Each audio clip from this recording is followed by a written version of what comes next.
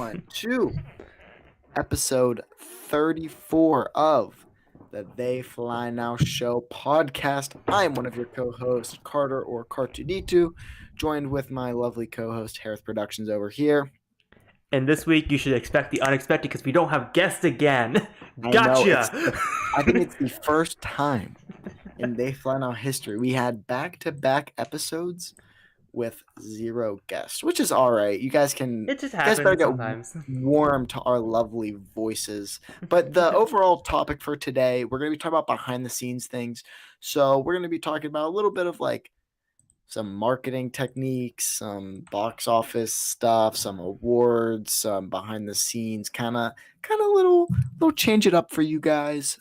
But yeah, without further ado, let's get into the episode. They fly now! They fly now!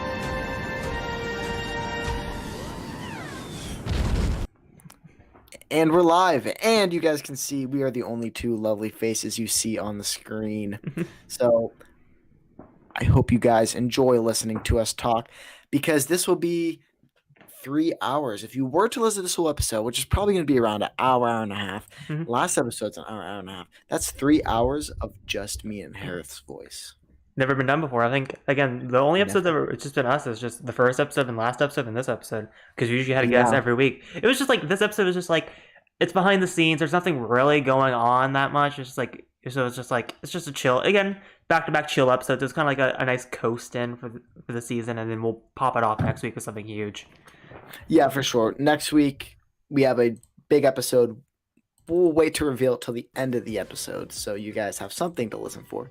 But yeah, Star Wars is in this kind of weird dead period where, I mean, we got some Funko Pops releasing, got a few books releasing. Skywalker Saga next week. Skywalker Saga is the next big thing, which I think in the content realms is we're definitely going to see a little bit of a spike, I think, for content creation and engagement. But like right now, we're kind of on the low, I would say. I think a lot of people are kind of on the low.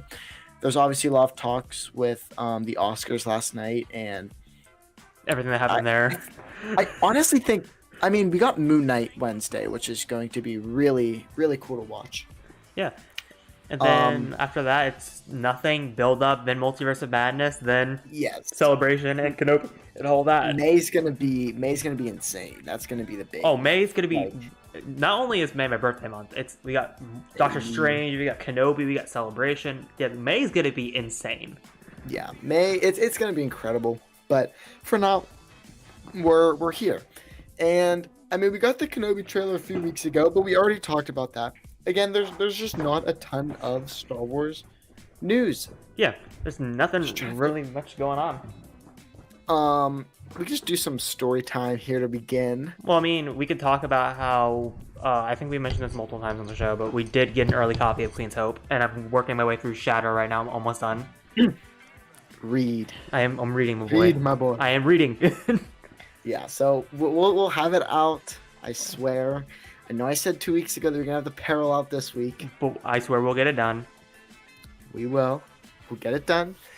But I mean, we'll have it done. We have to have it done, or else like that looks horrible on our part.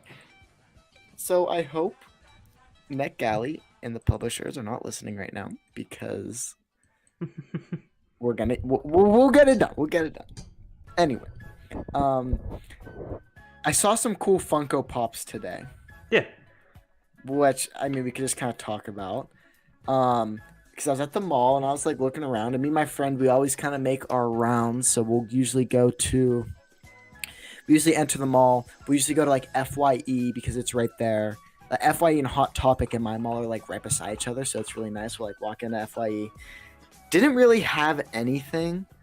Sometimes like FYE will have some straight heaters. Like I think I got my Bo-Katan chase. I'm going to talk about pop figures for a bit, because screw it. I like talking about pop. I collect pop figures. Yeah, collectibles fun. Yeah. So, I got my Bo-Katan chase there, which is pretty hard to find, I would say. So I got my Bo-Katan chase there, and I've got my Venomized Doctor Doom chase there, which is worth a lot of money, and I got it at FYE. So FYE is kind of like hit or miss. Today, they didn't have anything Star Wars related besides like the Luke Skywalker holding Grogu pop. Huh, okay. Which kind of like everywhere is kind of getting that in, I would say. I think I saw that at every single occasion. But I'm trying to think what else they had. Nothing really. They had some like Druid, maybe like Sprite or something from Eternals, but yeah, kind of not interesting. Yeah. Hot Topic. Went to Hot Topic. They had the Grogu that he's like sitting on the stone. Oh, the seeing stone. Lights up and makes sounds. Yeah. So they had that one. That was pretty cool. I didn't end up pulling the trigger on anything, but I saw that. That was pretty cool. And then I went to GameStop.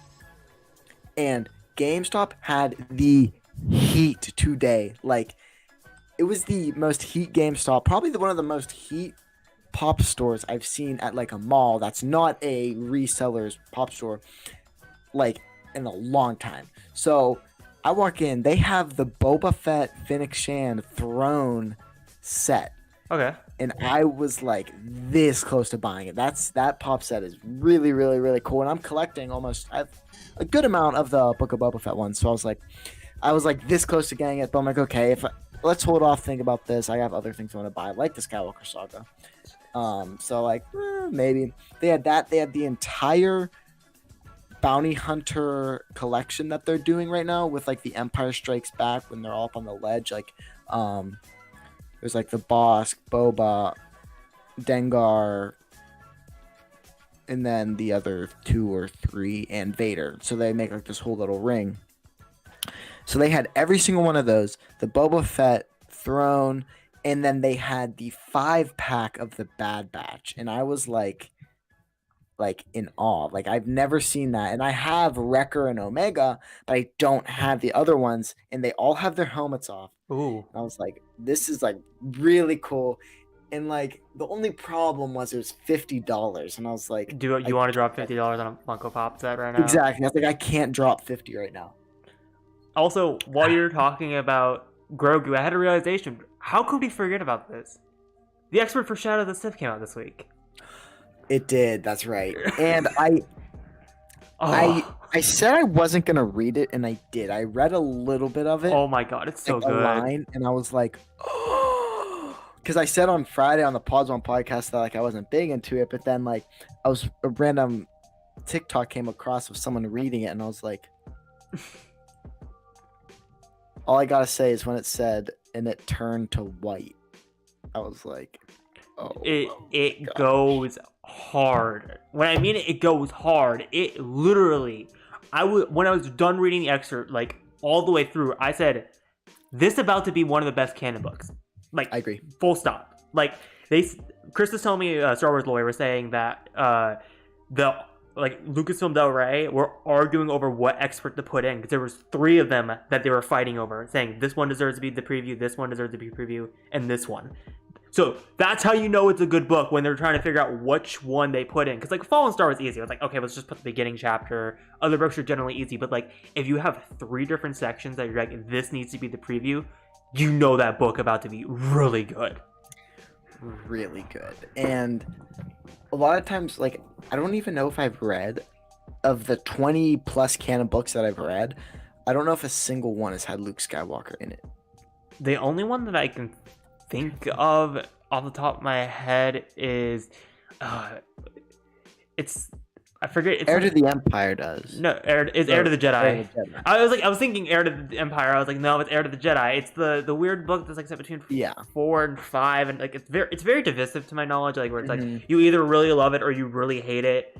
And I've seen a lot of really hate towards that book, but that's the only one. Like I've read 20 canon books and none of them have Luke Skywalker in it, but I think this book is going to be like incredible.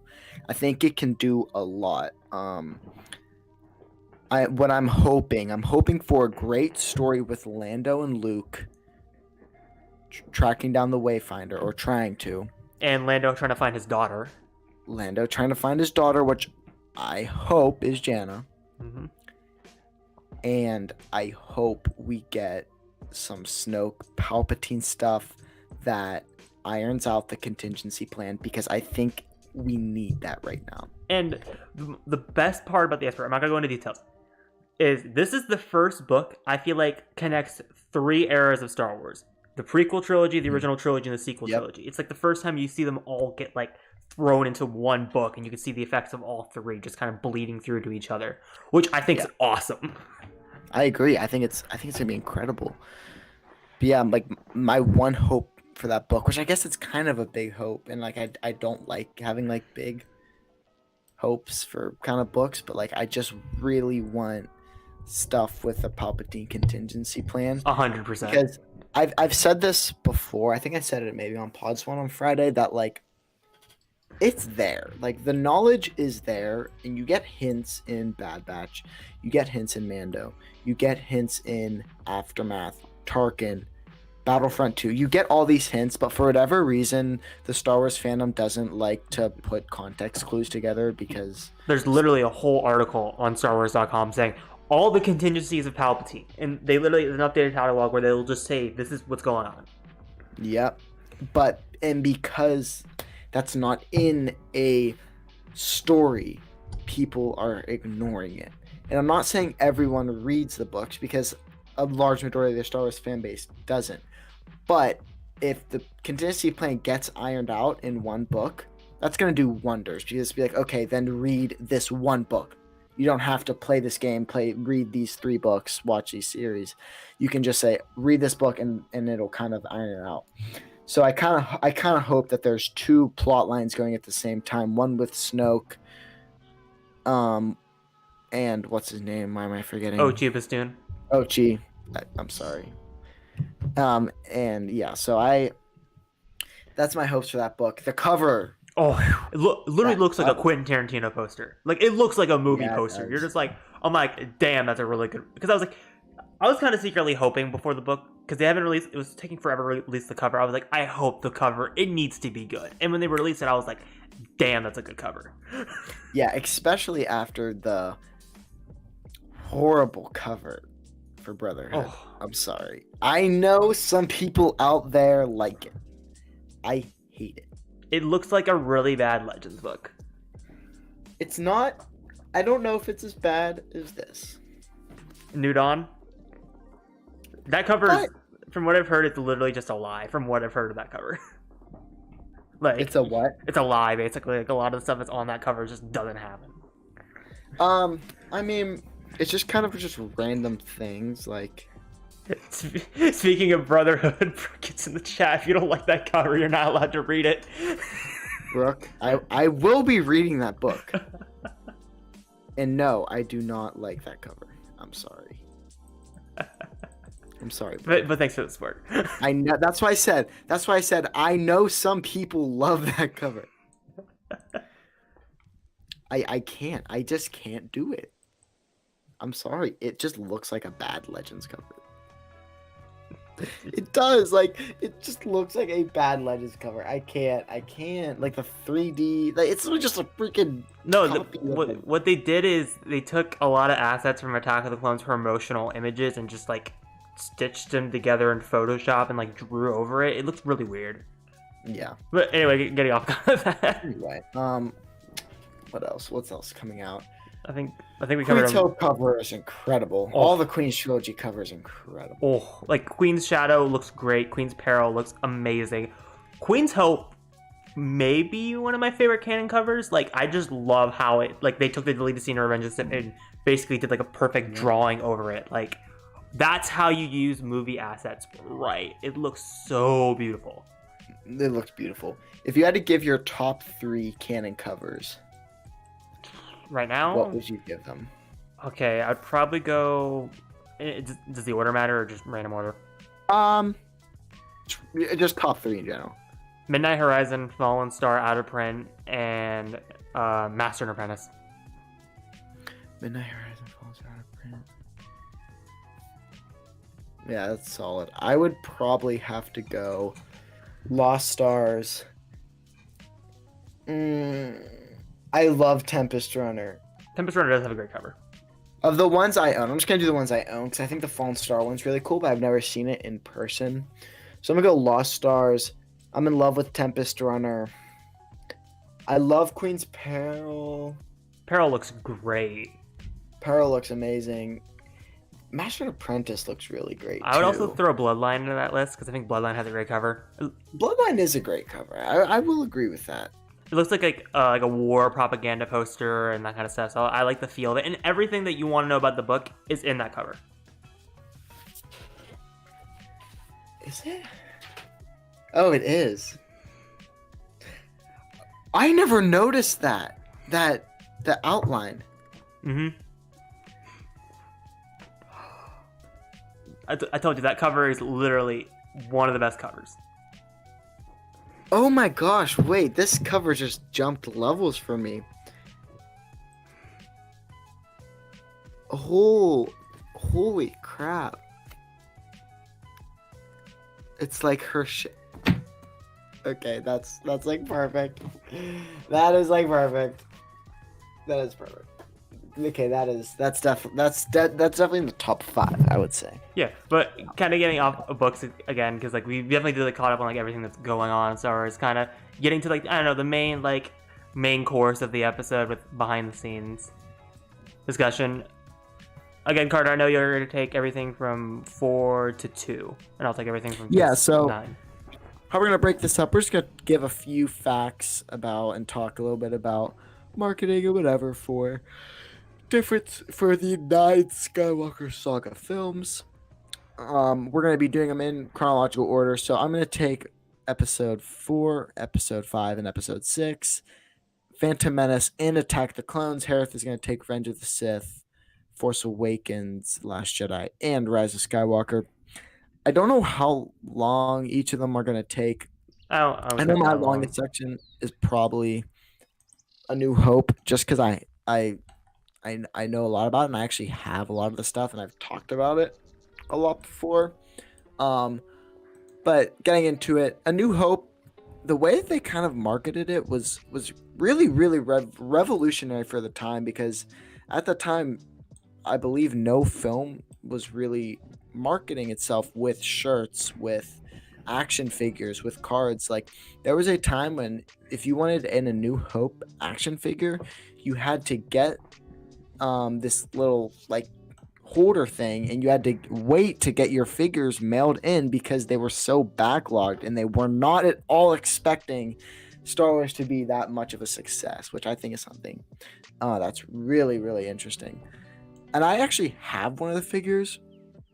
It's downstairs, and it's Obi-Wan, and he has his lightsaber intact. I should have got it. I kind of want to go get it, but I also don't want to leave. But he has this little. Actually, Hereth, keep the good people real quick. All right, I guess I'm entertaining. Welcome, Darkman86. Welcome to the chat. Kind of speaking on what Carter was saying about the whole like note of like Kenner being weird with like marketing. I know like Lucas himself asked for like the full merchandising rights to Star Wars in general, and Fox is like, okay, what? Like, we're just gonna give you this. Like, who really cares? And they basically took the rest of the assets for the film.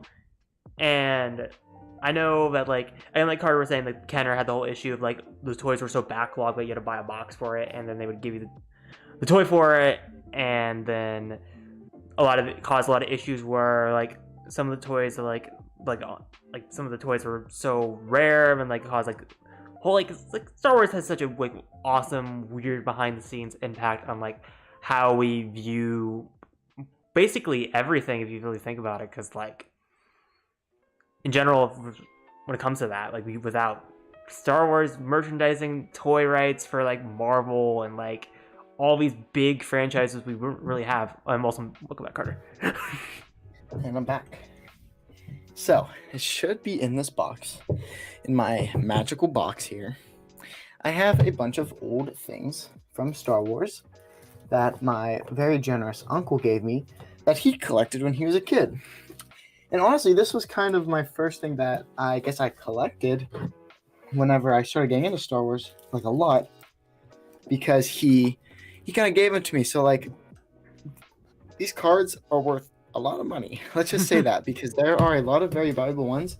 A lot of very valuable ones in amazing shape. But these are all cards that released during A New Hope. And what they did was they released cards in different sets in bubblegum wrappers. So basically you would get your bubblegum. Sorry, I'm out of breath. I was running upstairs. No, you're good.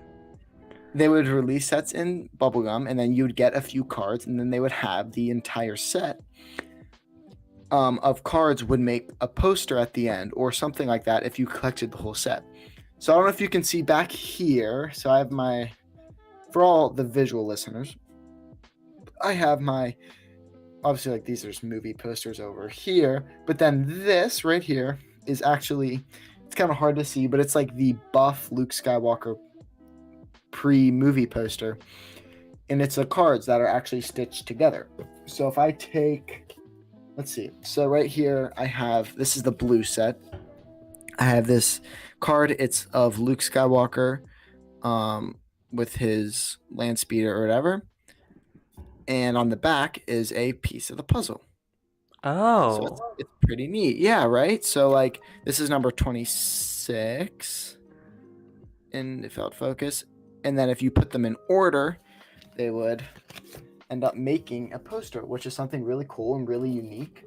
So there was the blue set, there was the yellow set. I can get a few of my favorite cards from each of the sets because I put my favorites in a bag. Blue set, yellow set, red set, green set. So, well, these are at least like ones that are worth a little bit from each set. So this one I love. It is from the yellow set. It's of Darth Vader. And I don't know, like I would have to send it into a grader, like a PSA grader, to like get determine the value. But yeah, so like if it were to be a PSA 10, which I don't think it is, I think it's probably either a 9 or an 8, would be worth like $1,000. So I keep this one in a cardstock thing because I don't want it to get Damaged. Yeah. And I think it looks really cool. It's like Darth Vader, like a little concept art type of thing. Ben with a lightsaber. So again, back when they're calling it Obi-Wan Ben. I have it in a little bag. It's pretty neat. That's from the red set. And each set also made a poster. I only have the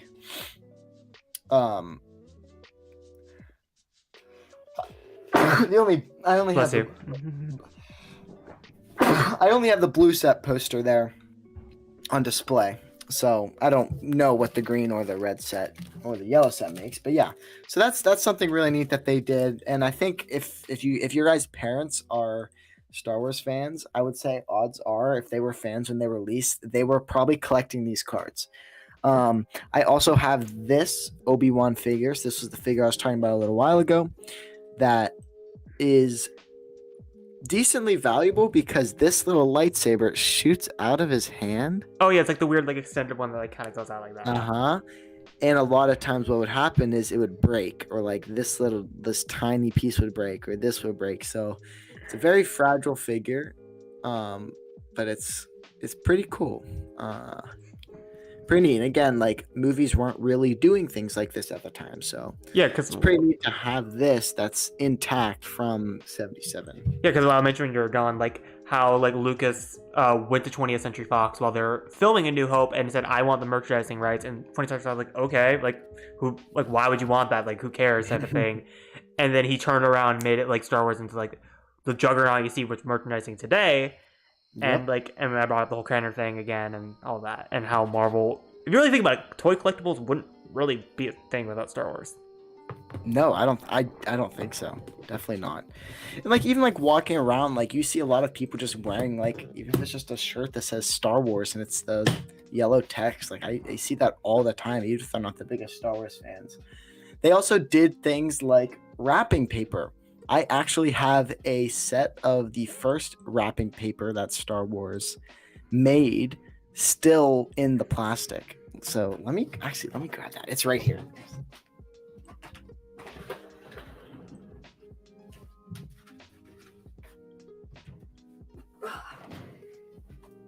So my uncle was smart and literally got a roll of this is wrap paper from 1977 that is still unopened, which is really cool. I don't think there are too many of those out there, so that's pretty neat. That's awesome. Also, a thing Lucasfilm did was like make shirts for their movie, which again, I don't think many movies were doing that at that time. And I actually have the first shirt that was made by Lucasfilm. I actually read it in a documentary. They're like, yeah, this is the first shirt. And I was like, oh my gosh, I have that. And it's that pink one right there. It says Star Wars with R2 and 3PO.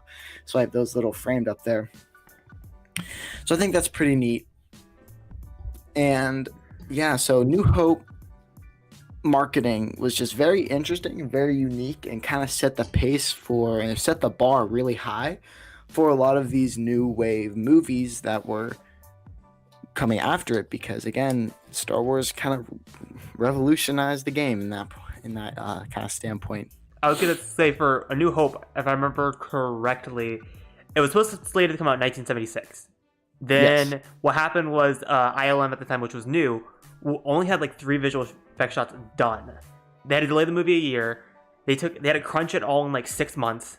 Yeah, the entirety of New Hope got done in 6 months, and got pushed to 1977. Everyone thought the movie was gonna flop. Lucas went to Hawaii and was thinking about ideas for Indiana Jones, and Star Wars was released in like 27 theaters. Like, it was a very small amount of theaters, and then it became like a national success, and it like blew up. And like Lucas was like so caught off guard. He was just like, "What?"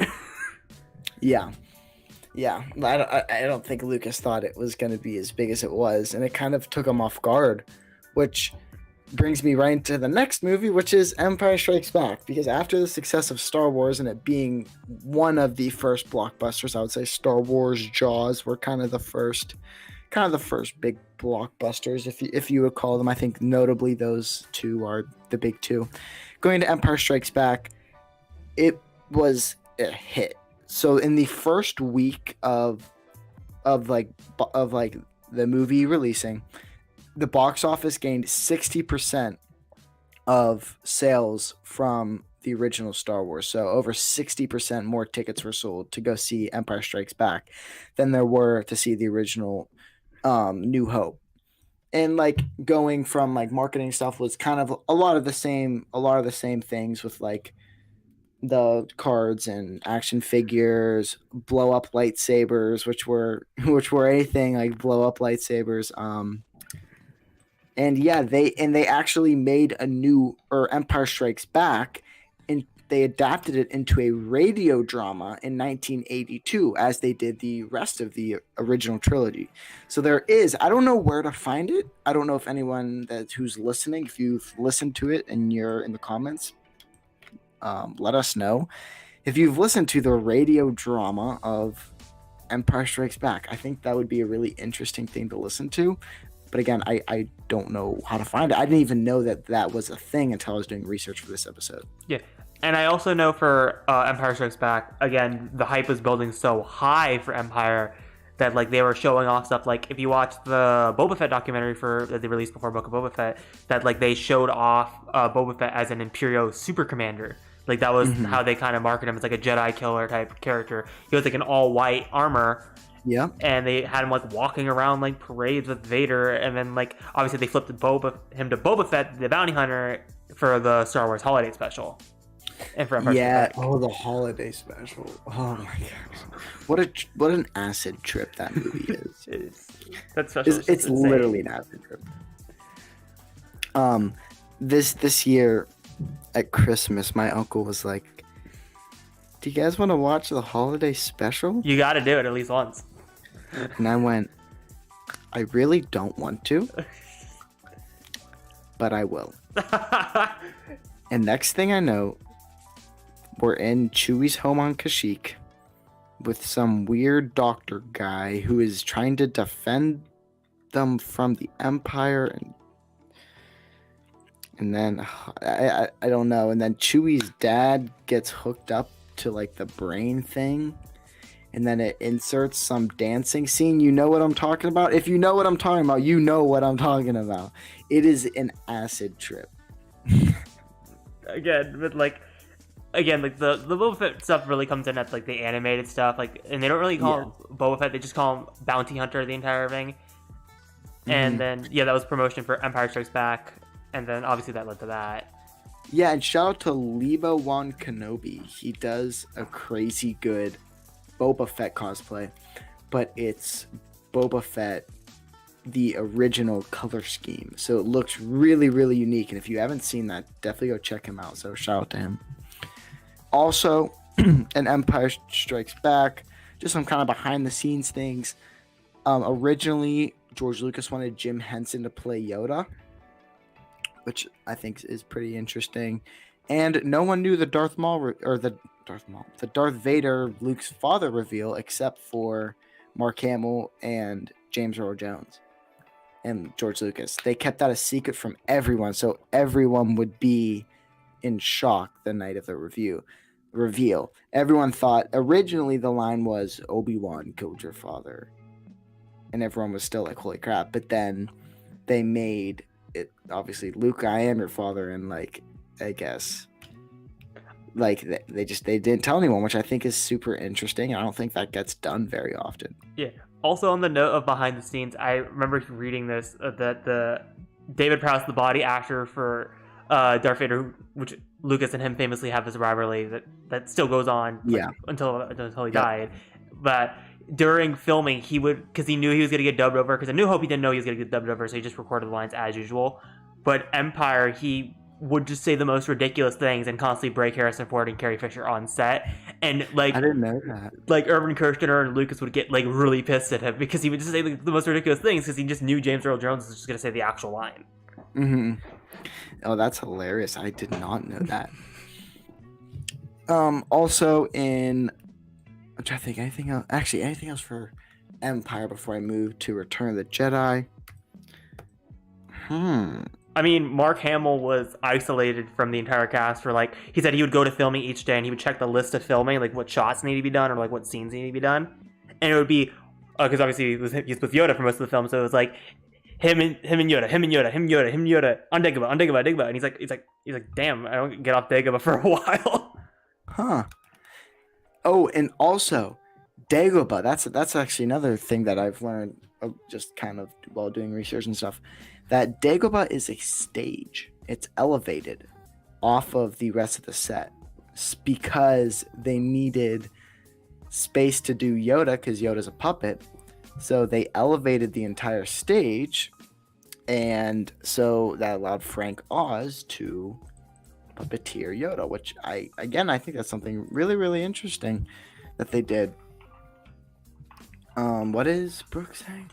Oh, they added the Wampa scene because Mark Hamill got in a terrible car accident and had to have his face reconstructed. Yes. That's right, and that's also why Mark Hamill is not in the holiday special, correct? Because he just got in that car wreck. Yes, that's why he looks like a weird Ken doll. Yep, that's right. Get it? Because he got a really bad car wreck that like damaged and bruised his eye. That's why like they just wrote the scene of him getting damaged by the Wampa. Mm-hmm. That's right. Oh, and obviously Harrison Ford did not like playing Han Solo, so they left the Carbonite as kind of an ambiguous ending that if he just died there, they'd be fine. If he didn't, because he didn't sign the contract for the next movie. Yeah, so that's another interesting thing. Moving into Return of the Jedi, we got the novelization of Return of the Jedi by James Caan, and actually, okay, I forgot to say this during A New Hope. The novelization, there was a book called The Tales of Luke Skywalker. And that book released before A New Hope in 1976. And it was the story of A New Hope. Before A New Hope actually released in theaters, which is interesting. I wonder if you can buy that anywhere. Tales of Luke Skywalker. Chase says the tales of your mom. No, because I would say, because Chase goes, who flies? I said your mom. Oh, your mom. The Legends of Luke Skywalker. I wonder. It has to be somewhere. But like, I know for the novelization for Return of the Jedi, again, because I own all three of the Legends novelizations that came out 77, 80, and 83. Yeah, there's like a paperback Okay, release you all do? through, and Oh, that's pretty neat. I know in for whatever reason the novelization for Return of the Jedi, Uncle Owen is related to Obi-Wan. I'm like, what the hell? Because like, I get it was made before the prequel trilogy, but it's so weird to think that James Caan was like, all right, I'm gonna make Uncle Owen and Obi-Wan related. It's like, where'd you get that interpretation? Legends is weird. If you even call that Legends. I don't even know if you call that Legends. The novelizations are weird. Also, speaking of books that came out before Return of the Jedi that make Return of the Jedi really weird. So, Splinters in the Mind Eye came out in 1979. Okay. And it's very much like it's supposed to be the sequel to A New Hope before Empire Strikes Back. And Luke and Leia straight up are like romantic throughout that entire book. Hey man, the sequels had no planning, okay? Okay. Like obviously that wasn't canon because obviously it was like a story Lucas licensed. It was like very much that so, but it's still very funny to like think about that in context with like the OT, like because again like a lot of the novelizations around it, like the novels that came out are just really weird. I also have this random book. It's called The Maverick Moon. I don't know what it is. It's a picture book and it's old. It's like really old. I'm actually gonna look when it came out. Released. The Maverick Moon. Let's see. It released in 79. Interesting. Ye old 1979. By Random House Audio. Or Random House. It's actually pretty funny. Now Random House is still doing it. And anytime you hear Penguin Random House Audio presents, You know, it's a bop. you know it's a banger. Especially when they got my guy Mark Thompson on there. Also, Element 7 is in the chat with the classic, you know, Fern jokes. Oh man. Three seasons. This war will never end. 3 seasons later into They Fly Now since that joke was made. We're still up with the Fern jokes. That's 30 episodes, by the way. That's 30. That's 30 episodes. This joke has almost been going on for 30 episodes. 6-7 months. 30. That happened literally directly 30 episodes ago. Is it actually? Yes, because it was episode 4 when you actually mixed up Gray and Fern. That's more than 30 weeks. That's more than 6 months ago, Element.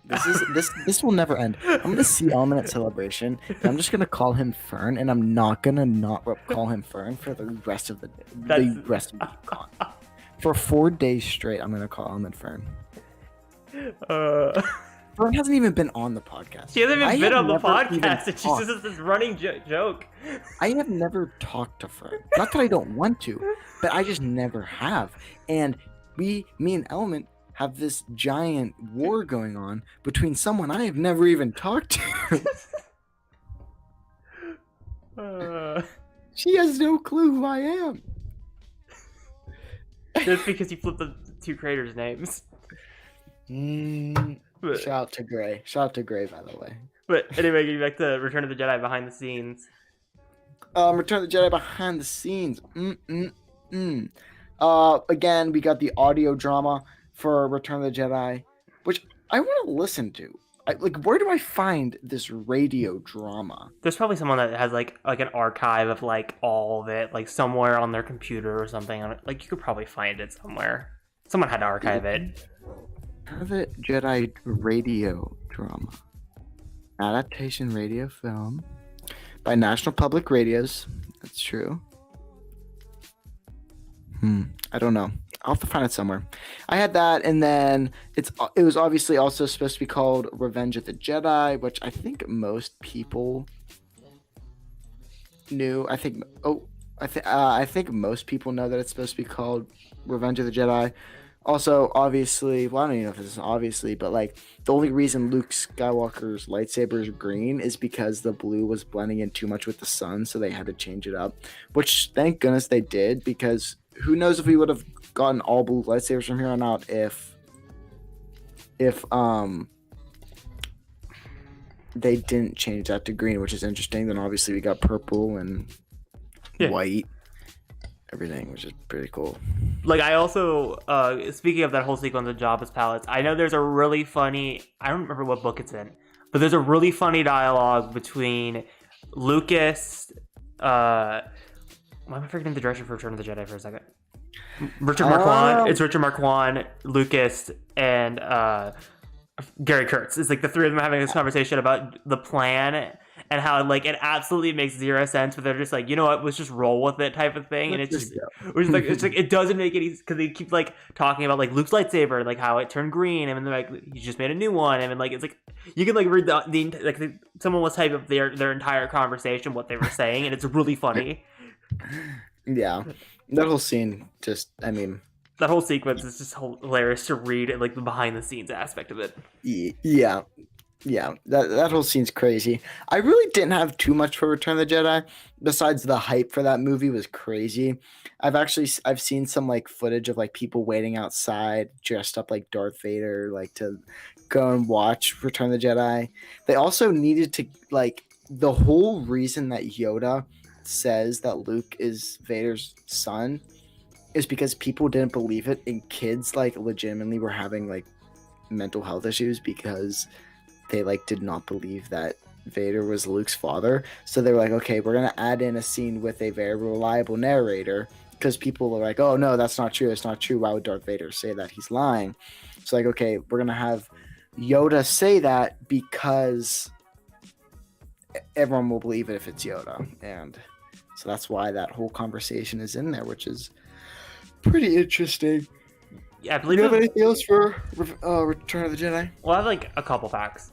Okay, I was gonna say number one obviously it took 8 people to like puppeteer Jabba. That's a pretty known one. Okay. Number 2 is Luke's cloak was actually brown, not black. They said it during the Mandalorian season 2 when they were designing the deepfake for Luke, that they were looking back at archive footage of Return of the Jedi, and they saw that his cloak is actually brown, and they color corrected it to black in post-production. Huh. Obviously, for the iconic, well, it's not iconic, but like infamous Lapti neck and Jedi Rocks, the 2 versions. Oh yeah. For Lapti neck, again, it was a puppeteer version of Slice Noodles, and it was actually like a stage, and then a person underneath it with like a chain, and it had like different like ways to control their arms, that kind of stuff.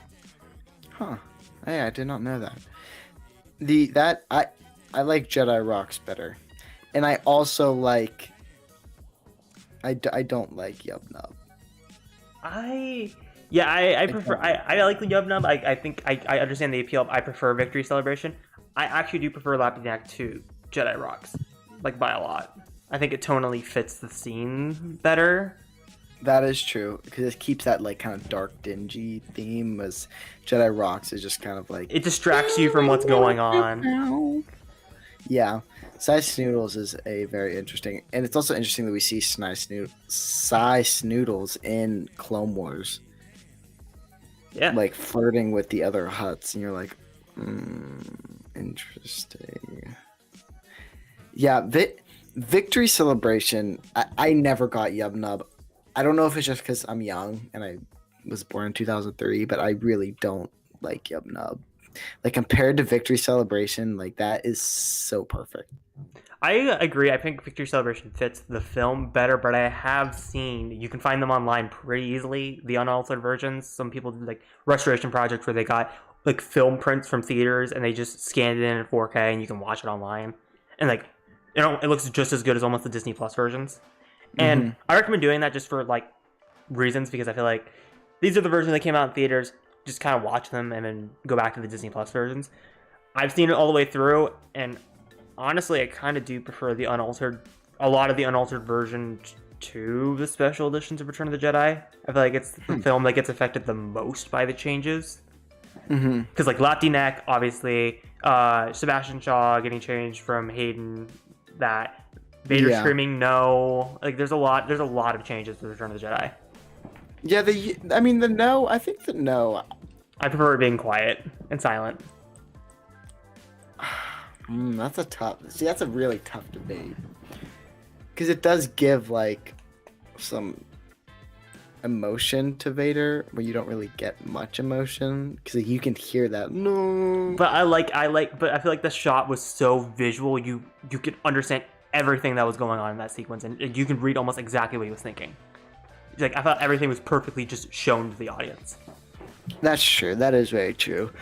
I love the edits where it's like, Will Vader was watching Luke electrocute, and it's just all of his thoughts just rushing in his head, and he's like, "No, I've had enough." It's like, that is one of my favorite moments of Star Wars. Also, speaking behind the scenes, I just thought of this while it's flickering in my mind. In Empire Strikes Back, in the unaltered version, Ian McDiarmid was not the Emperor. It was I forget the actor's name. It was like a female. It was like the face of it, and then they put like chimpanzee's eyes on it, and then another actor. It was a Broadway actor at the time in the '80s. I forget his name. I usually remember his name, but they recasted him for Return of the Jedi, and Lucas was directing him because Richard Marquand and him were kind of like, it was weird production process. It was like Marquand was the actual director, but Lucas was also saying a lot of stuff because he was like a high producer at the time, and they were like, hey, you need to get closer to the actor in Empire Strikes Back. But Marquand was like, no, you could just kind of do what you want, really, at the end of the day, because like you're in most of these scenes. And so Ian McDiarmid basically went free reign with a lot of the scenes and just did whatever he wanted in a lot of those situations.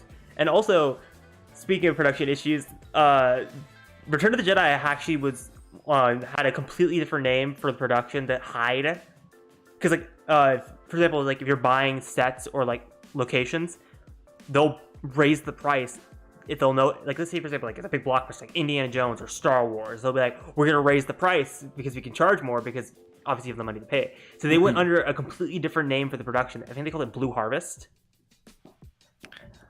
It was like a horror movie. Like they made pretend like it was like a horror movie they're shooting in the woods.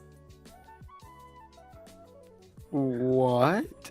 I did not know that. That is freaking cool. And they actually had a crew around Peter Mayhew the entire time because people would be walking around the woods thinking he's like Bigfoot or something. Yes. Yeah, they think he would be like his Bigfoot, and like they'd be making these conspiracy theories. That's incredible. I love that so much. I mean, the whole Endor thing, if you're a stormtrooper, that is a horror movie. It literally is, though. If you ever play Ewok Hunt, that is a horror movie. Literally, like, dude, if you ever play Ewok Hunt on Battlefront 2, terrifying. Terrifying. Like, that game is so scary. It is so scary. I did find a spot, and I'll go to the edge, and I will crouch on like a ledge, and they can't see me, and then I'll try to sneak my way to the ship, but it's like impossible. I have a method, just hide on top. Like, there's like one map that you could just hide somewhere, like the big tower sequence. I just hide in the back somewhere. But anyway, get back to behind the scenes. Back. Let's move on to Phantom Menace, where stuff started to get pretty weird with the way Star Wars was doing it. They were like, okay, we're gonna bring Star Wars back, but let's do everything Star Wars.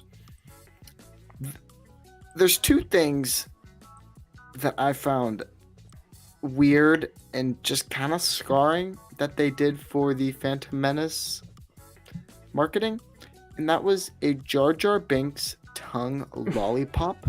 It's so weird. Where his mouth opens and the tongue sticks out, and the tongue is the lollipop. Again, Star Wars has so much weird like toy decisions sometimes where you're just like, what are you doing? If you're a kid, why would you want that? That would scare me. You'd be making out with Jar Jar Binks every single time you eat that lollipop. I wonder if anyone still has an unopened one that they're just like, I never wanted to eat this, but I'm going to save it. Oh. And now, 20 years from now, there is still a Jar Jar Binks lollipop. Dude, Phantom Menace, I've seen a lot of videos about this. Because you know how A New Hope had the whole Kenner situation where the toys were being rare because they had to redo the production line because they didn't think A New Hope was going to be popular, causing those toys to be like double the value and rarer, and like people that kept it in mint boxes like worth thousands of dollars. So for whatever reason, at the time, this is when eBay was first starting up, like 99, 98. people were like collecting Phantom Menace toys, thinking they're gonna be like, oh my god, in like 20 years they're gonna be worth so much money. Literally go on eBay right now, they're like $20 because everyone and their mom did it. Like everyone bought Phantom Menace toys thinking they're gonna be worth something. In reality, it's causing like no demand for it, so you could find it for like $20-$50, like no problem. Yeah, I actually have a few. I have like a shirtless Darth Maul that I got, which is interesting, and like you see that a lot with the prequels, especially with Attack the Clones. Like I've seen a lot of pictures of just Attack the Clones, and there just being aisles of just Star Wars toys and Legos and everything just to help market the movie. But yeah, it was almost like they overdid it, and I feel like Star Wars then response to that would be 10 years down the line. I don't know when Black Series started, but I would say Black Series was kind of like the let's go back to making these a little bit more exclusive, and then we're going to also have our toys that are just going to kind of be for everyone, which I think is very interesting and probably smart tactic to do that. I don't know if you have it in your notes or not, but I remember I think Jacob said it during the comparing sequel hate to prequel episode back all the way back in episode 2 of They Fly Now, that there was a trade. I forget what movie it was for, but people would pay to go see that movie just so they could watch the Phantom Menace trailer and then leave. That's right. What movie was that? That is right. Like that, the Phantom Menace had. I mean, we both weren't alive for it, but from what we've heard, that movie was like the thing. And then they got in the theaters and were like, what are these politics? Like, again, like the hype for, and you could see it.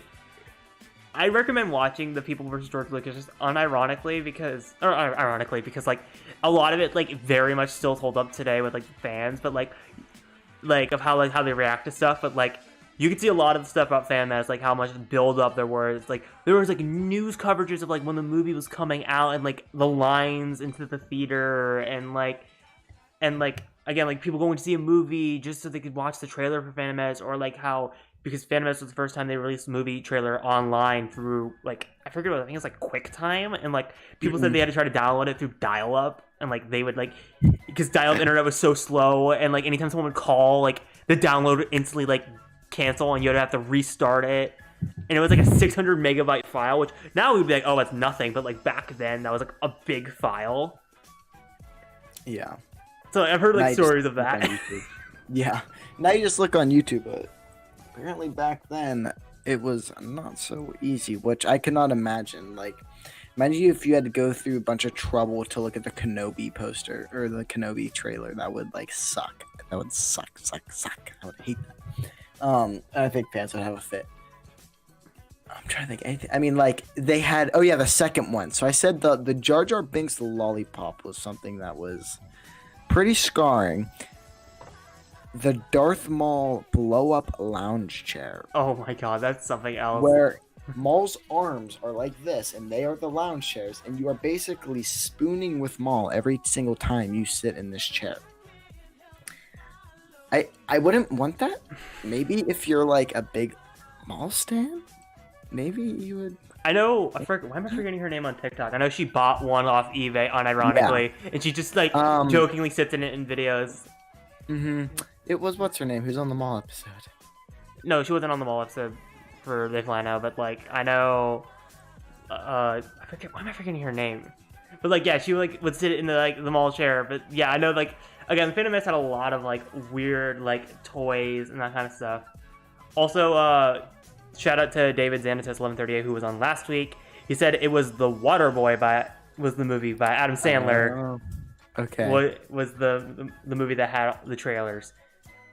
It was Waterboy, Joe Black, and The Siege were the three movies that had Phantom Menace trailers that everyone was going to go see the movie just so they could watch the Phantom Menace trailer again just to leave. That's insane. That's literally insane. And then yeah, Phantom Menace maybe disappointed some people. Apparently raped their childhood, according to some crazy people. Do you have any behind the scenes facts of Phantom Menace? Phantom Menace. I just kind of did that, like weird marketing things. Do you have any Phantom Menace? I do, because Liam Neeson is 6'2". Oh, that's right. We they had to resize the entire set because they didn't design it because they were designing with like 5'8", 5'9". They weren't really thinking anyone would be that tall, so they had to redesign the entire set to fit around Liam Neeson. That's right. No, I forgot that. Behind the scenes Phantom Menace. I think that's about all I got. I know also that the audition process for Anakin Skywalker for Phantom Menace was like crazy. Like hundreds of kids applied, and then like there's a really good documentary out there about the kid that was almost elected as Anakin Skywalker, and talking about his experiences of that and how like it kind of affected his life. Recommend checking that out. It's on YouTube. I forget who made it, but shout out to them. I watched that before. That was a really well made documentary. Yeah, and people, please do not do the same thing that they did to Jake Lloyd that they're going to do with this young Luke Skywalker in Kenobi. I don't know how much we're going to see the young Luke Skywalker, but let's not ruin this kid's life. Like, please. Like, that would really look horrible on Star Wars fans if we like ruin another little kid's life by playing a young person. That would be horrible. So let's please just show this kid respect. Like, come on. Like, we're better than that. I just really hope that people aren't going jackasses to whatever. I forget his name. Yeah. But moving into Attack of the Clones. There's a lot of behind the scenes stuff, but the stuff I want to cover for Attack the Clones is some of the awards it won. And I know we have some Attack the Clones stands in the chat, like Brooke. But by critics, it was not perceived very well.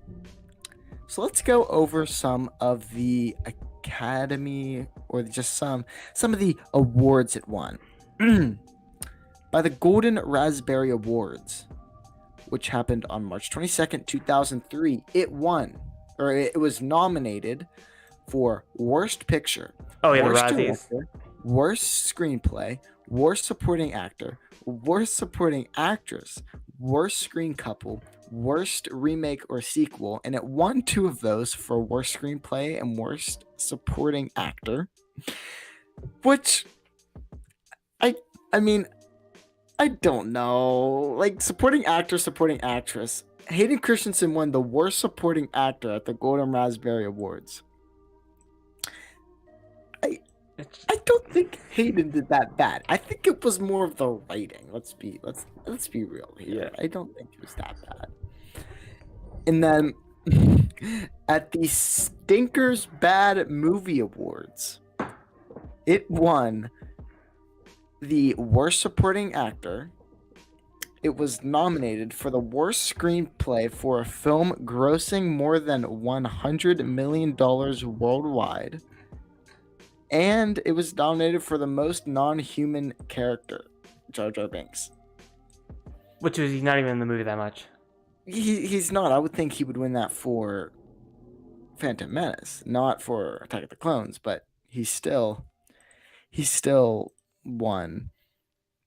Now they were nominated for an Academy Award for Best Visual Effects in 2003. Didn't win.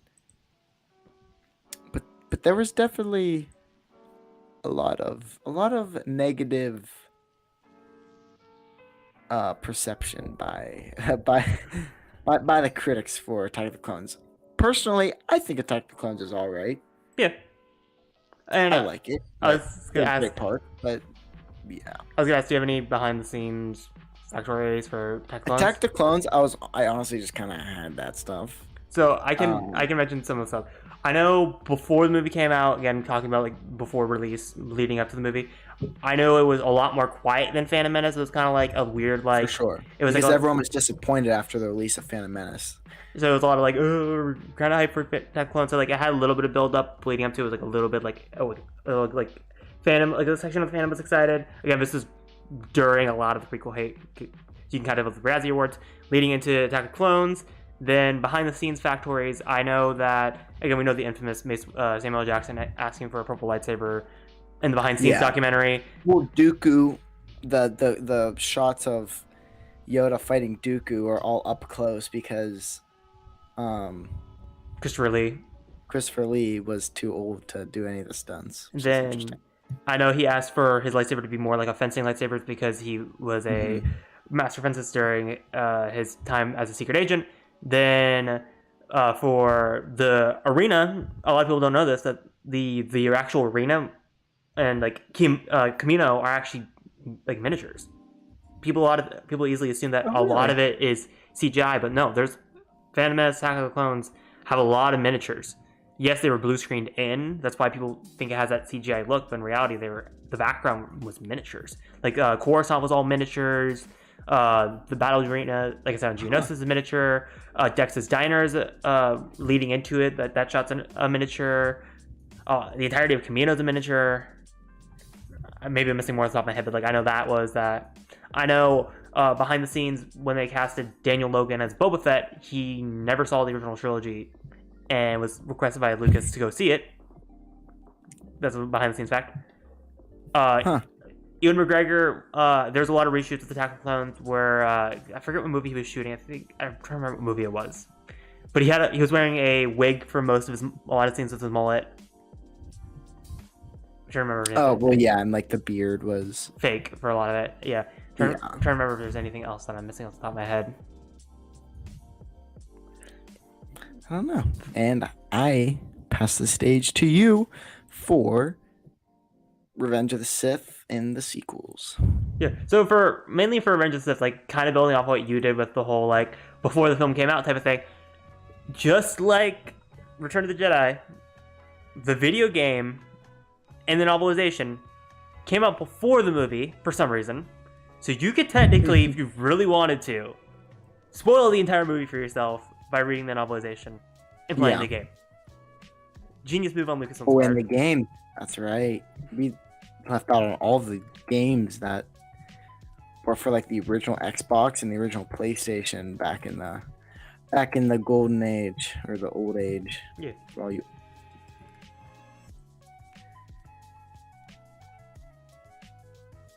Did you cut out? You're good. No, you're good. I was like, sometimes it happens where like you'll just freeze and then like everything will just go dark and then I'll just sit there really confused for 30 seconds. I thought that was happening again. I was just like, am I back in the dark times? I was like flashing back to all the times they flying out. I was like cut out randomly. Problems. Flashbacks to the Robot Wars. The Carter Robot Wars. We won the Robot Award, so that's okay. But like again, like for behind the scenes stuff, I mentioned that this is another well-known one that George Lucas had I don't know what type of sickness he had during the filming of Revenge of the Sith, but like a lot of the takes had a lot of coughing in it. It was weirdly all like the beginning scenes on the Battle of Coruscant, but mainly it was a lot of the Grievous scenes. So what they did, they ended up Matthew Wood retoolized it and made it into Grievous's cough. Wait, what? You're kidding. So Grievous's cough is George Lucas's cough when he was sick while filming it. Correct. Because he had some sickness at the time. Then that's incredible. Building off what I said about Attack of the Clones having practical sets, the entirety of the Mustafar background of the lava is a practical effect. Like they built a giant miniature lava with actual lava streams going down it. Oh, that is so cool. And then the Kashyyyk trees were also practical effects. They actually built those trees, and then like they would rotate them around, and like they just used it around a couple times. Huh. No kidding. Then so another behind the scenes fact: the Anakin versus Obi-Wan fight had originally a different choreography when they were originally shooting it. They went back and reshot it and added the high ground bit that was not included in the original cut. You can watch that on the Disney Plus extras for the pre-visualization for that. So then how did they have Vader going into the it was weird. It was like Obi-Wan flipped, Anakin flipped, and then they would clash at each other, and Obi-Wan went brutal and like sliced like that, and then sliced his legs and then pushed him down. And then they changed it to high ground. Oh. Another behind the scenes fact choreography wise is so when Obi-Wan shows up on Utapau and jumps down to face Grievous, and he has that little standoff with the IG guards, and he kind of just like they do the gag where he force pulls it down and then like they fall. Yeah. That was a change in the edit post-production because originally that they had a whole like fight with the IG guards that the choreography said that was his favorite thing he ever choreographed. They cut out of the movie because pacing, obviously in production, they wouldn't take too long. Like Lucas said that there was a 4-hour cut of Revenge that they had. Like when they first like the draft cut, like when they got everything done, it was 4 hours, and they had to trim everything down to 2.5 hours. Because the Battle of Coruscant was supposed to be like an hour long. There was like a lot of like longer sequence. Padme had a whole subplot. There was a lot in the movie they cut out.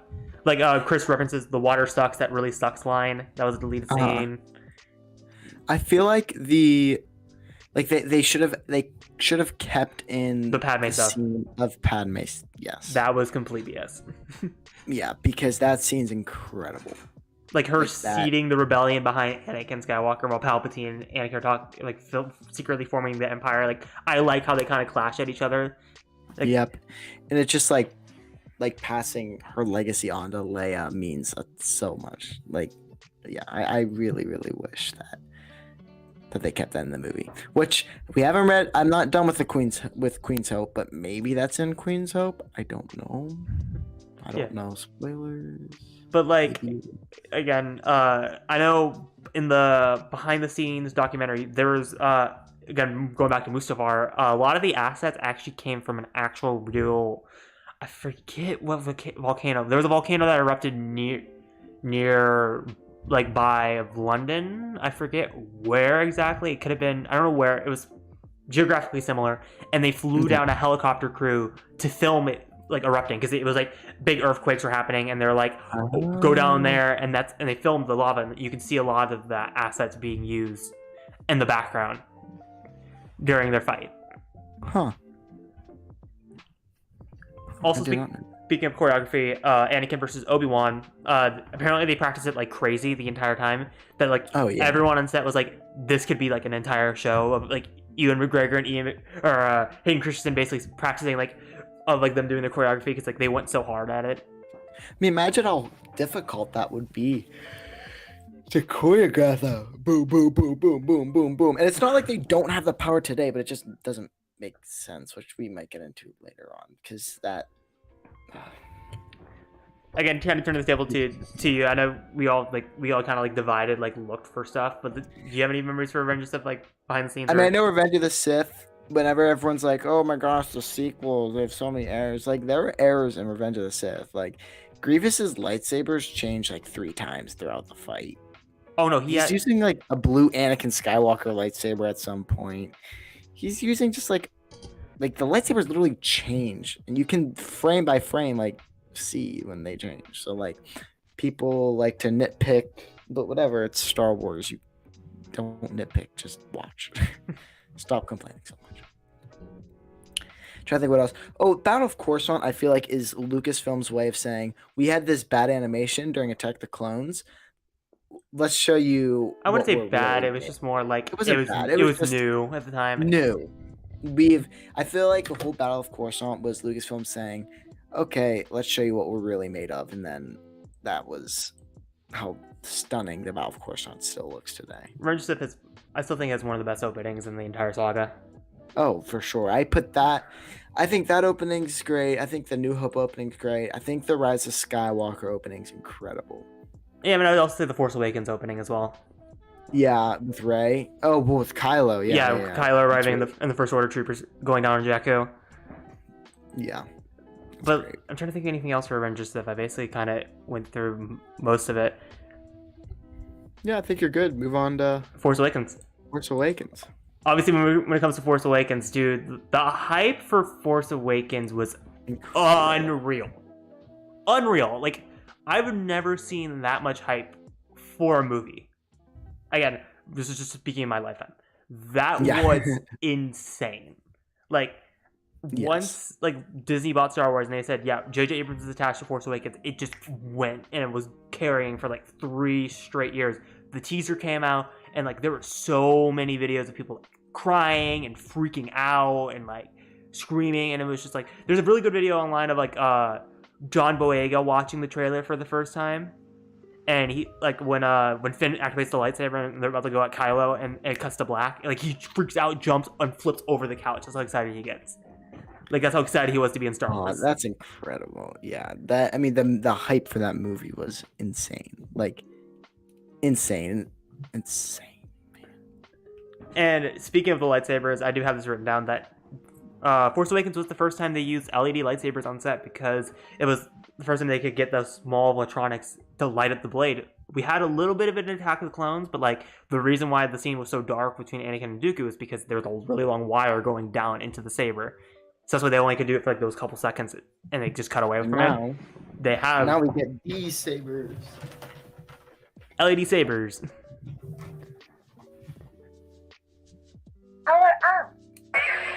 Shout out to Level Up Lightsaber. Go to any of our link trees on TikTok and buy it. It's anything in our description. It's in my link tree. It's in my link tree for sure, but it could be also in our description.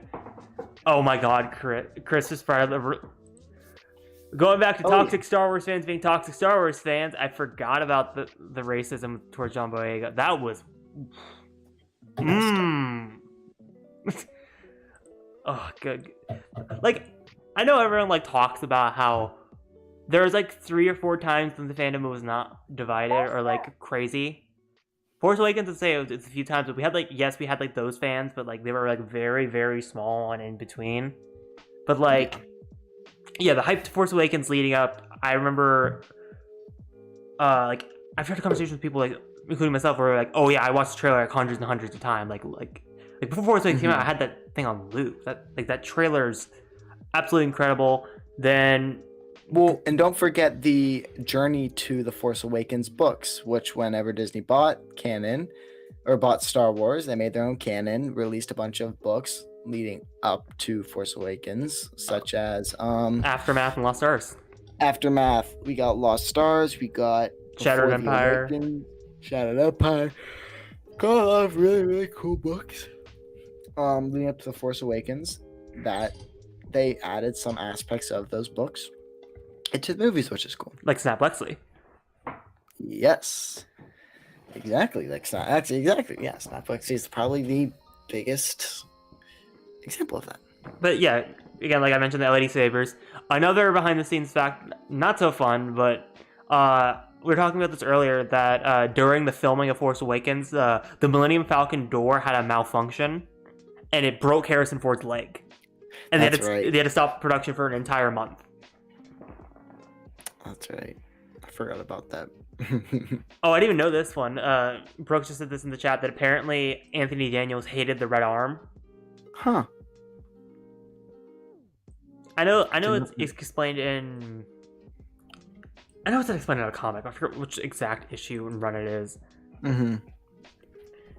I think it's Star Wars. One of the Star Wars runs? Could be wrong. Could be wrong. I know for the table reading, if you watch the Disney Plus or on the Blu-ray, Mark Hamill is the one actually reading the table read. He's actually the one that's doing all the directions and scene directions. And they actually positioned everyone near each other. Like Harrison Ford was next to Carrie Fisher, Ray was next to Mark Hamill. Like they put people like intentionally near each other. Oh no, I think it was Adam Driver, Carrie Fisher, and Harrison Ford were all together. Daisy Ridley and John Boyega and Oscar Isaac were together.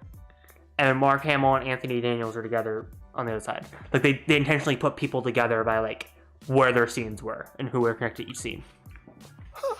Oh, that's interesting. I did not know that.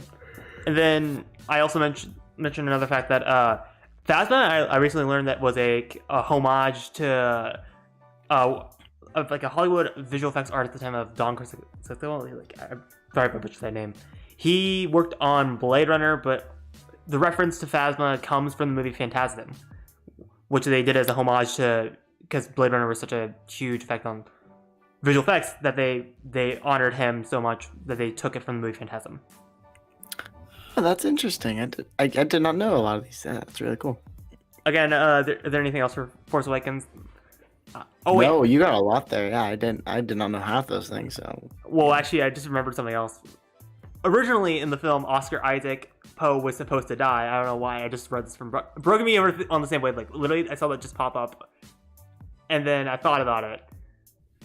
Again, great minds think alike. Oscar Isaac's Poe was supposed to originally die in the beginning of the movie. That's why there's that weird crash where he just disappears for like half the movie and then randomly appears for the Battle of Resistance.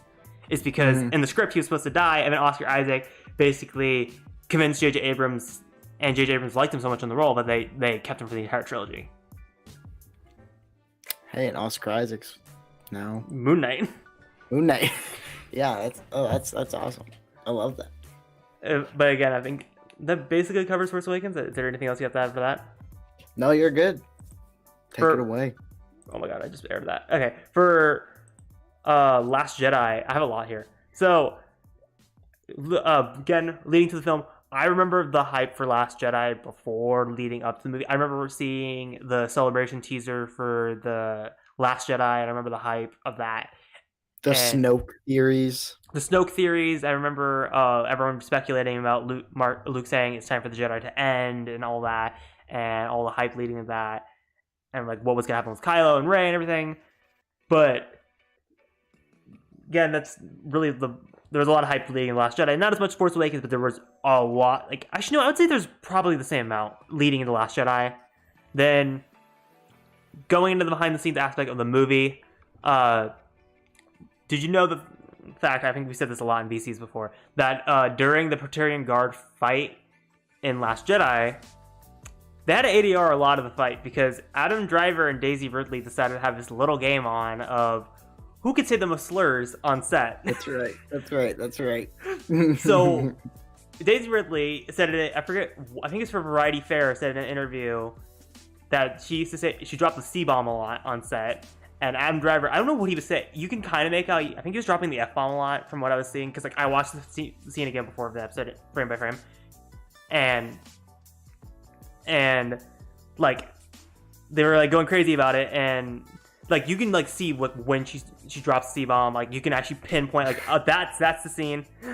And apparently it was like again like it was like a really good take where they're like why Daisy did you have to like cuss during the scene? Like that was a perfect like literally it was like the perfect take. They're like again so like after the fact they brought him back in and they added a lot of like grunts and screams to like hide it. That's awesome. I love that. And also speaking of the Praetorian Guard fight as well, the fire like the on fire that actually was a practical fire. Like they literally lit those like on fire and had to do in like a set amount of time. Oh jeez. Then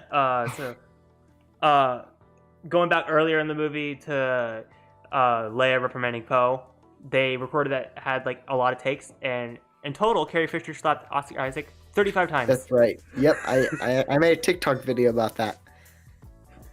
Yeah. Because it took so many takes to get to where they liked it, and so in that day, Carrie Fisher slapped him 35 times in the face.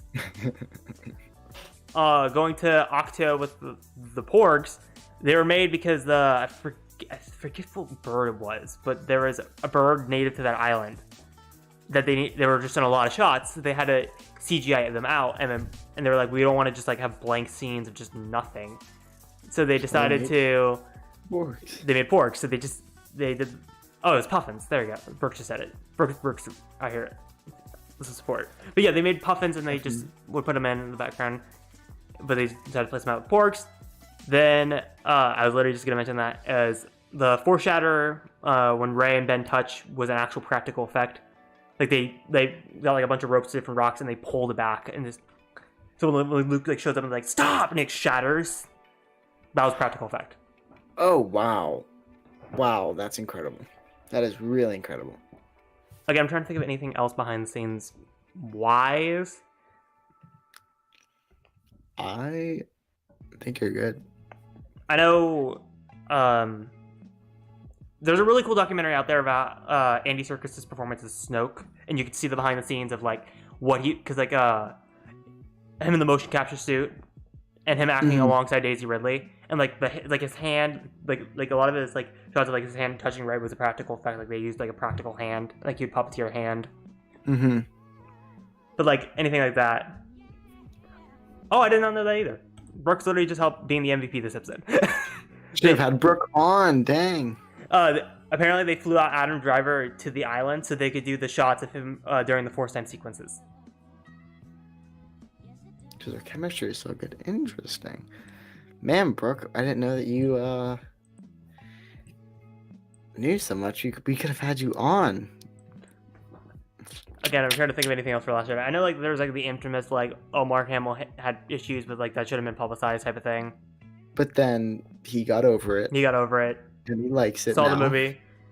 It took up one Lucas proportion. I've had people tell me that Mark Hamill was paid to say he liked it. I'm like, okay. Conspiracy theorist. Okay. Even though literally Harrison Ford doesn't like Star Wars, even though Alec Guinness doesn't like Star Wars. Didn't Yeah. For real. Why am I forgetting his name? Widge Antilles, the actor, didn't like Star Wars, told Ian McGregor not, who was actually Ian McGregor's uncle, told him not to go into Star Wars. Whatever. Like literally, it's a known thing with Star Wars actors. Yeah. But yeah. I'm trying to think of anything else for Last Jedi. I think I covered most of the stuff. I'm trying to. Yeah, I think you're good. And then our time probably just do some Rise of Skywalker, and then we can close it out there. Rise of Skywalker was actually, when I was doing research for this episode, by far the hardest one, because they released the documentary for Rise of Skywalker, and there's little like tidbits in there that are interesting, but like there's no deleted scenes, nothing really behind it. You've seen concept art, which they released a lot of some of the stuff recently, which is interesting, like Jedi Finn and that kind of stuff. But like there's not really much behind the scenes. Like the only thing I can remember finding is, I don't know if you know, this is a behind the scenes fact. While they were filming the movie, John Boyega had the script with him in his hotel room, and he left to go to something. I think he went to like a bar or something. It's someone stole it or something, right? Someone stole it and leaked the script on Reddit. So that's why a lot of the leaks for Rise of Skywalker were super accurate. Because they stolen. That's right. I do remember hearing that. And it got like so like big that like John Boyega and J.J. Abrams made a joke about it on Twitter. That's awesome. Yeah, Chris says Jedi Finn. We'll get him. I think eventually. Release the extended cut for Rise of Skywalker, you cowards. We do. Yeah. I mean. Yeah. I can't wait to see what they're gonna do post Tross books and comics and shows. Like I can't wait. I have two facts for Adam Driver. The stunt choreography tried to pull Adam Driver back a lot, and was like, "Hey, you shouldn't do these stunts." And he basically told her like, "No, I'm doing these stunts." So a lot of the scenes like where he's wearing the mask and like him, like the Force Time duel in particular, where they're like walking around. Yep. That's actually Adam Driver in the suit. And apparently also on set that Adam Driver was so crazy as a method actor that he would go like really hard as a method actor. Like that John Boyega and Daisy Ridley and Oscar Isaac would try to break him on set and like see if he could like break character, but like he was so crazy about like getting into the role that he was just like 100% into it, like method style. Oh, that's crazy. I love that. Another Brooke fact is apparently Rey's costume was supposed to pay homage to Leia and her white hood. Mm-hmm. That's why there was a white hood on it. Element says Kylo was supposed to meet the Eye of Webbish Bog on Mustafar. That was deleted. Yeah, that is a very, very cool scene or a cool concept. Eye of Webbish Bog is very interesting. You can see that in Vader 2020, I believe. A lot of they import that into like Mustafar. Yeah. Which man, I love that intro. I love the Mustafar scene. So well done. They said Brooke says you could tell it's Adam Driver because of the way he walks. Bow-legged. Oh my gosh. I guess. Yeah. Rise of Skywalker. There's not really much for behind the scenes. Oh wait, I have one more thing I can mention. I don't know why this just randomly just went in my head. The Lars homestead is still in the same location where they shot A New Hope. It's the same homestead. Aww. They use it for events sometimes, like for Cameo, I believe, or not Cameo. What is the donation site that celebrities use to like for movies and like events? Mark Hamill offered to whoever won, because it was like randomly selected, like donation style, or I think whoever paid the most, got to see the Rise of Skywalker in the Lars Homestead. Oh, I want to watch the Red Skywalker in the Lars Homestead. It was amazing, like element. I don't know why my brain just was like, but like, yeah. So yeah, that was another behind the scenes fact that they mentioned during the behind the scenes documentary. Huh. Yeah, that's pretty cool. Oh yeah. Oh yeah. Also, I just forgot. Why do I keep forgetting stuff? And like I keep like. Oh no, you're good. You're good. I'll write something, and then like during the episode, my brain will go, "Oh yeah, you remember this thing? Oh yeah, you remember this thing? Oh yeah, you remember this thing?" For celebration for the lead up to the film, they played the trailer. Palpatine's laugh happened, went to black, and then Ian McDiarmid got on the stage and said, "Roll it again," and then jumped off the stage, and then they rolled the trailer again. Like the freak fans out. That's awesome. Yeah, and then obviously the Fortnite Palpatine reveal.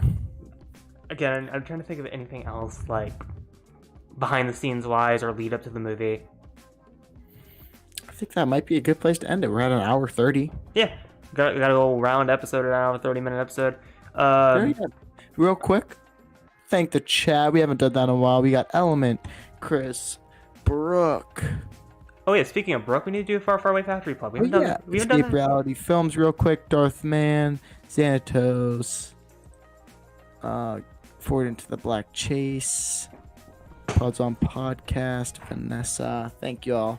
Yeah, we'll do some Far Far Away Factory. Shout out for these bad boys right here. I don't have my stickers on like near me right now, but I do have this Far Far Away Factory card, and I'll also put up this. I know I need to upgrade the graphic on the Far Far Away Factory, but Brooke makes shoes, customizable jackets, stickers, literally. Like if she's like, I know she released a lot of like Revenge of the Sith merch for Kenobi and Celebration merch she's working on. I know that, but shout out to Brooke and Far Far Away Factory. Please support her. She does amazing work. Yeah, make sure you go follow that and buy all of her stuff. So, thank you all for watching this week. I know it was kind of a shorter. I think it was a good length episode. Kind of a more relaxed. To next week, we'll be talking about bridging the gap in between episode 6 and episode 7. We're gonna be talking Aftermath. We're going to be talking a little bit of Alphabet Squadron. We're going to be talking Lost Stars. We're going to be talking all of that content that's in between episode 6 and 7. And we have a ton of amazing guests who are going to be back on. So you're not just going to have to listen to me and Hereth next week. We're going to have guests back on. I know I jokingly said expect the unexpected, but I'm telling you to expect guests next week. Yeah. We're gonna have guests on next week. We're gonna have guests on probably the rest of the season. Yeah, we do. Which will be amazing. So thank you all for watching. If you stuck with us the entire episode, listening to me and Hereth talk about Star Wars, we really appreciate it. May the Force be with you. Always.